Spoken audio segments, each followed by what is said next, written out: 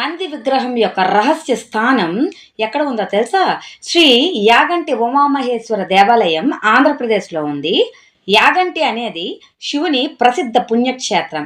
ఆసక్తికరంగా ఇక్కడ ఏర్పాటు చేయబడిన నంది విగ్రహం సంవత్సరాలుగా దాని పరిమాణంలో పెరుగుదలను చూసింది. మరియు ఇదైతే అపోహ కాదు. ప్రతి 20 సంవత్సరాలకు ఈ విగ్రహం 1 అంగుళం పెరుగుతుందని భారత పురావస్తు సర్వే అయితే నిర్ధారించింది. వినాయకుడు మహాభారతాన్ని ఎక్కడ రచించాడంటే, వ్యాస భగవానుడు చెప్తుంటే వినాయకుడు గంటం ఎత్తకుండా మహాభారతాన్ని వ్రాసింది మన దేశంలోని చివరి గ్రామమైన మానాలు. ఇది హిమాలయాల్లో ఉంది.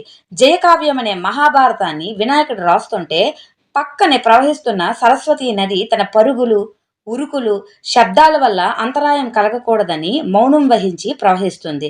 ఈ అద్భుతాన్ని ఇప్పుడు కూడా మనం బద్రీనాథ్ వెళ్ళిన వారు చూడొచ్చు. ఆ ప్రదేశంలో గమనిస్తే సరస్వతీ నది భారతాన్ని రాసిన చోట శబ్దం లేకుండా ప్రవహిస్తుంది.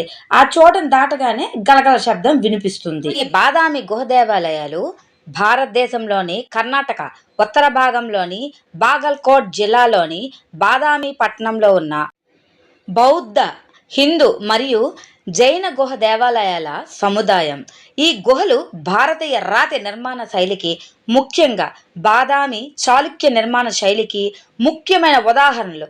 మరియు 6వ శతాబ్దం నుండి ప్రారంభమైంది. ఇవి వచ్చేసి గుహలైతే బాదామి అనేది ఆధునిక పేరు మీద, మరియు దీన్ని గతంలో వాతాపి అని పిలిచేవారు.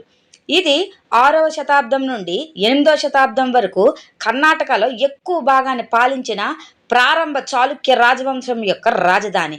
బాదామి మానవ నిర్మిత సరస్సు యొక్క పశ్చిమ ఒడ్డునైతే ఉంది. ఇది రాతి మెట్టతో కూడిన మట్టి గోడతో చుట్టబడి ఉంటుంది.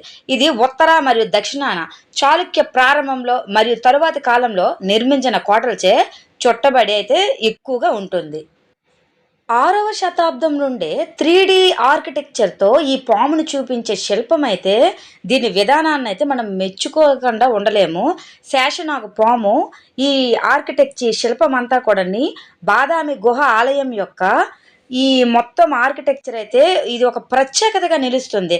మనం ఈ దీని ప్రత్యేకత ఏంటంటే, శేషనాగు పాము శిల్పాన్ని మనము జూమ్ చేసినప్పుడు, దగ్గరగా చూసినప్పుడు దాని చర్మము ఎలా ఉంటుందని క్లియర్గా మనకు కనిపిస్తుంది. చిత్రాలన్నీ కూడా కైలాస ఆలయంలోని గుహ పైకప్పు, ఎల్లోరాలో 4 విభిన్న దిశల్లో ఆహారాన్ని రక్షించే 4 జీవ పరిమాణ సింహ శిల్పాలైతే ఉన్నాయి. ఈ అద్భుతమైన పనితనం రాతితో అద్భుతాలను సృష్టించిన మన పూర్వీకుల నిర్మాణ నైపుణ్యాలకైతే నిదర్శనంగా నిలుస్తాయి. ఈ ఆలయాన్ని శ్రీ చింతల వెంకటరమణ ఆలయం అని పిలుస్తారు. ఈ చింతల వెంకటరమణ ఆలయం వచ్చేసి హిందూ వైష్ణవ్ డివోటీస్గా ఎక్కువగా పిలుస్తారు. ఇది మన హిందూ వైష్ణవ్ టెంపుల్గా అయితే ఎక్కువగా ఇది మన ప్రసిద్ధి చెందింది. దీని ఆర్కిటెక్చర్ అయితే మనకి చూడడానికి చెక్కబడ్డాయి కదా ఈ స్తంభాల పైన. ఇవి చూడడానికి అయితే 2 కళ్ళు సరిపోవు.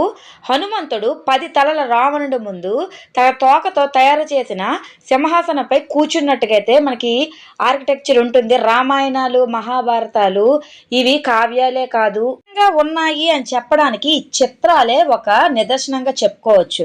ఇది వచ్చేసి మన భారతదేశంలోని ఆంధ్రప్రదేశ్లో అనంతపూర్ డిస్ట్రిక్ట్లో తాడిపత్రిలోనైతే ఉంది. నిజంగా రామాయణం ఉంది అని చెప్పడానికి ఈ చిత్రాలు, ఇక్కడ చెక్కబడిన ఈ చిత్రాలే మనకి ఒక నిదర్శనంగా నిలుస్తాయి. ప్రత్యేకత ఏంటి అంటే, భగవాన్ రాముడు తన బాణం వేసి అది 7 వృక్షాల గుండా వెళ్తుంది. ఇది వచ్చేసి హొయసలేశ్వర ఆలయము. 800 సంవత్సరాల పురాతనమైనది. ఇది హలేబీడ్లోని హాసన్, కర్ణాటకలో ఉంది. ఇంతవరకు ఈ వీడియో చూసారంటే వీడియోని అయితే తప్పకుండా లైక్ చేసి సబ్స్క్రైబ్ చేసుకోండి. Thanks for watching.